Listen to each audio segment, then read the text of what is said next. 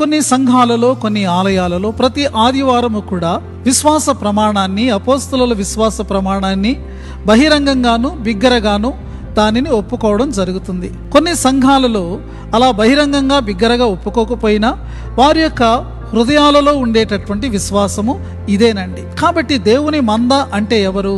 ఇదిగో ఈ యొక్క విశ్వాసములో ఉన్నటువంటి సత్యాలను ఎవరైతే ఖచ్చితంగా అంగీకరించి ఒప్పుకొని మరి వాటిని విశ్వసించి వాటి ప్రకారంగా ఉంటున్నారో వారు దేవుని మంద.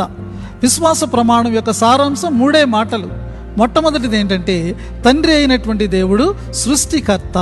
రెండవ సత్యం ఏమిటంటే కుమారుడైనటువంటి దేవుడు అనగా యేసుక్రీస్తు రక్షణకర్త. మూడవ సత్యం ఏమిటంటే పరిశుద్ధాత్మ దేవుడు, ఆయన పావనకర్త.